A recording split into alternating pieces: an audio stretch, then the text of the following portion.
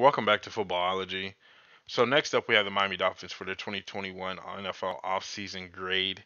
That was a tongue twister. This team I've been obsessed with. I've really been obsessed with this team over the last 2 years, mainly because you guys know how much I love rebuilds, and this team was going through one themselves. Now I know as a Miami Dolphins fan, it had to be frustrating, especially watching that first year of Brian Flores, him coming in, getting rid of guys like Micah Fitzpatrick and Laremy Tunsil and everything, and then you guys turn around and I think like 5-11, you was horrible, the whole nine. You guys know the story. And then moving into the 2020 season, you guys get excuse me, you guys get Tua Tagovailoa, and I think that was a really good move by you guys. I think that you needed that quarterback position, that foundation piece. Austin Jackson being another really crucial pick for you guys as well, building that front up in front of you, in front of your young quarterback. Eric Flowers moving to guard. Mm, this man could not find his home at all in the NFL, but Eric Flowers at guard felt like it was nice. It felt like it was the right thing. Definitely something that was necessary and needed. And he's now showing signs of being that first round pick that the Giants thought that they were getting when they drafted him. But now Flowers at guard, nice. But when we flip it to the defense side of the ball, this defense I was expecting a lot more this season from in the 2020 season from this defense. It didn't do it. It wasn't bad. Like, let's be honest, it wasn't bad, but it just did not pop at times. Xavier Howard was your best guy. He popped. I mean, he exploded with 10 interceptions. It says, yeah, dude exploded. I think he got Pat Mahomes like twice. He had one sick interception against us. It was ridiculous, but the defense just did not do it for me completely. I don't know what it was missing. It was just, you know how you feel like something good is happening, but you're just not sure if it's that good. And that's what the Miami Dolphins defense was for me. And I think eventually you guys are going to get to that point where you're just that dominant defense, especially with Brian Flores as head coach. But I really like the way this team was kind of trending. Going from year one where you went like 5-11, I want to say, or something like that. Year two going 10-6, unfortunately missing the playoffs and not being that team, but going in the right direction, especially with the young quarterback in position. I think the other frustrating part about this team, though, for me, anyways, and as a Miami Dolphin fan, let me know what you say or what you think. But Miles Gaskins, or just the running back position overall, was just frustrating because I didn't feel like there was any or that much consistency from that position. So let me know what you guys think about that in the comment section. Because for me, the running back position, frustrating as hell. But moving into the 2021 NFL offseason, the Miami Dolphins needed a couple of good transactions. So now when we take it the Miami Dolphins free agency period, it wasn't that godly at all. Like it didn't really pop for me. Malcolm Brown was the first name that kind of stood out to me at the running back position. Like I said before, the running back position felt like it had some level of inconsistency there that just wasn't a high like 100% about. And then I like the Adam Butler pick, a defensive tackle, because I feel like the defensive front for this Miami team needed to get a little bit more stout, and I think Butler would definitely add that to it. And then when I scroll down the list a little bit more, getting Jacoby Brissett, I think that that veteran backup that you need that you lost with Ryan Fitzpatrick, but then also being the same quarterback that I feel like if hopefully it doesn't, but if something was to happen to Tua, that then Tua would be able to, or Jacoby would be able to come in and still kind of pick up things where it left off and not have that downplay. And then Will Fuller pickup, like, can we talk about that? That was a big notable one for me. The Will Fuller pickup, even though it's only 1 year, it's going to give the Miami Dolphins an idea of what they need at the wide receiver position. Now, you guys went down, and I liked it, but it didn't seem very beneficial. You guys went down the basketball team route, if you will, with guys like Devontae Parker and Preston Williams and Mike Gesicki at receiver. You had these big trees on the outside, and you thought that that would help your quarterback. Now you guys are starting to lean more to the speedster side and hoping that that's going to spread the offense and spread the defense out to open up things for other guys. So getting Will Fuller, even though it's for 1 year, it's going to give you guys an idea of what you're going to need in the future and hopefully down the road. So, and maybe bring him back. I don't know. Duke Riley just going to add some speed and some depth to the linebacker position that I think you guys need.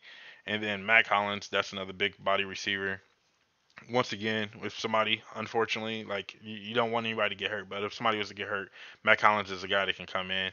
I think he plays a little bit of special teams, but at the same time could come in and hopefully help out some of your bigger body receivers on the outside. And then there was one other one, DJ Fluker at guard. I think DJ Fluker is a decent guard. Once again, it's just a 1 year deal.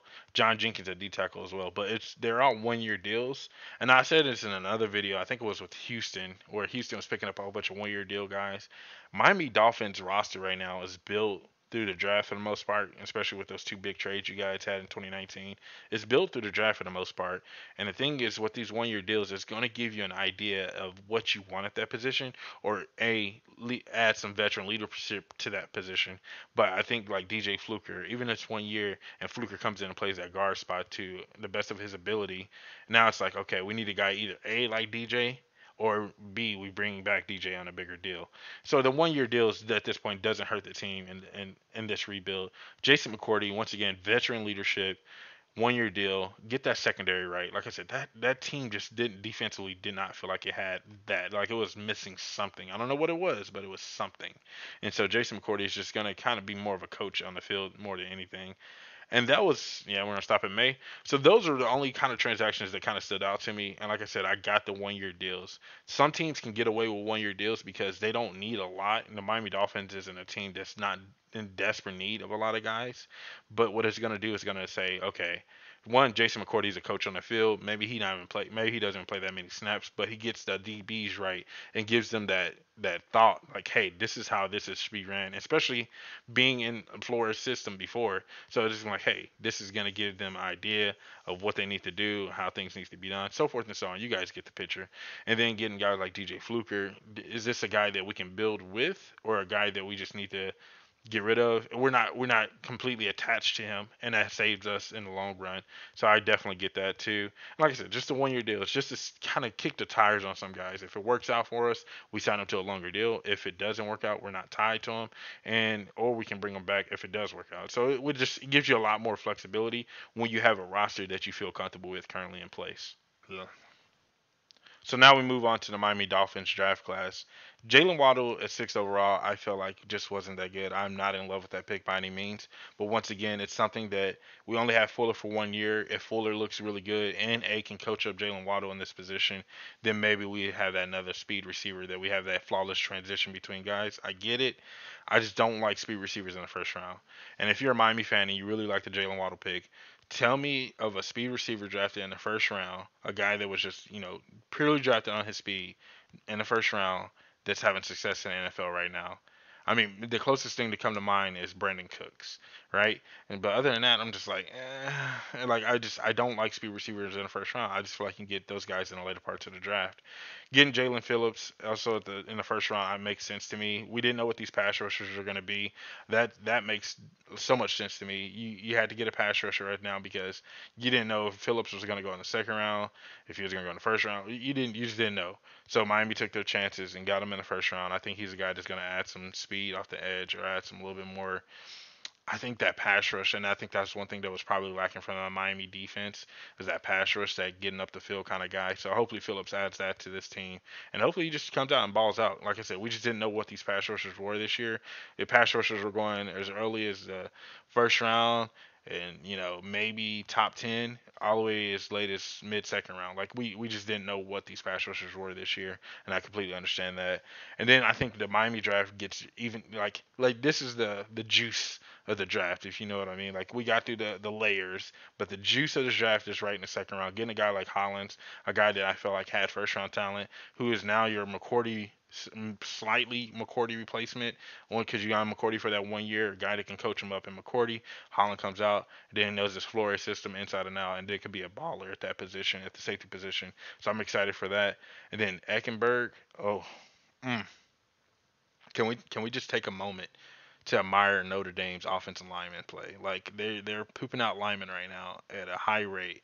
It's not like getting a lot of quantity. You're getting quality out of Notre Dame right now. And I think Eckenberg is going to add that at the right tackle position. Hopefully that's where he starts, because then you have Austin Jackson at the left tackle position, and then you put Berg at the right tackle position. I mean, it's going to be crazy. It's going to be nasty how this offensive line is going to be constructed. And you guys know I love the trenches. It's all about the trenches. And I think this offensive line for Miami is going to be something special.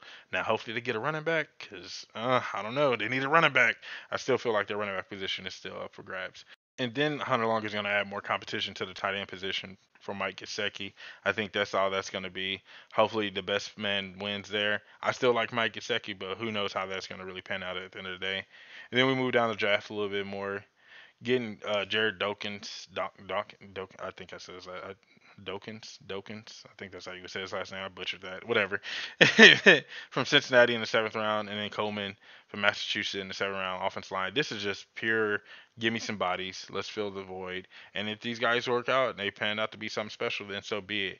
These are like I get looking at the Miami draft. I get between the fourth, fifth, and sixth round why they didn't have anything, so it made them have to go get a guy like Waddle that early. Because maybe they would have waited if they had those picks to get a guy like Waddle. Who knows? But I get it. It makes sense to me looking at their draft overall and looking at their picks. But it's just I'm still not a big fan of Waddle. So overall, looking at the Miami Dolphins all season, I think they deserve a B, around like a B, B minus, somewhere around there.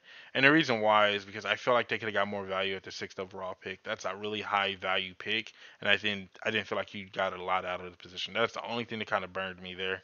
But this between Jaylen Phillips all the way down to Leon Eckenberg, like they got some good value there between those guys, and obviously John Von Holland's in there. But and then their offseason, looking at some of their free agent acquisitions, they didn't need to add a lot, so I get it. They just went out, they did what they need to, add some veteran leadership to a young roster, try to get some guys in place that are going to help these younger guys kind of coach them up and get them right. So I get it. They just added value and depth to their roster, and that was it. But the Jaylen Waddle pick kind of just turned me off a little bit. That was the pick that you're picking that high. You gotta get some juice, bro. You know what I mean? You gotta get. We've seen John Ross go in the first round that high, and it didn't do anything for anybody, right? And so that's what kind of turns me off. History shows us that that did not work out for the Cincinnati Bengals, and so that's probably where a lot of my fear or worry or concern comes from. Is just because I've seen that not work out for teams, and that was the only thing that kind of turned me off about the Miami's offseason. Other than that, they're trending in the right direction. I think they're going to be easily 11, probably was 11-6 now. They're easily going to be at like an 11-6 or maybe even a 12-4, 12-5 team this year. So I'm really interested to see how things are going to work out because, like I said, I've been a Miami fan for like I've liked Miami because their jerseys. Their jerseys are clean for one, but for the last couple of years, I've been really kind of obsessed with Miami because they're going through this rebuild, and so I've been on board. And just I love watching the process of a team going from nothing to possibly something great. And I think the Miami Dolphins are trending in that right direction. They're still missing a couple of pieces here and there, definitely at the running back position. But other than that, and I think that's probably another thing that kind of turned me off about their offseason. They really didn't aggressively attack the running back position. I know they probably got guys on the roster that they're excited for, but I just give me something to kind of feel good about, and they just didn't do that for me at the running back position either.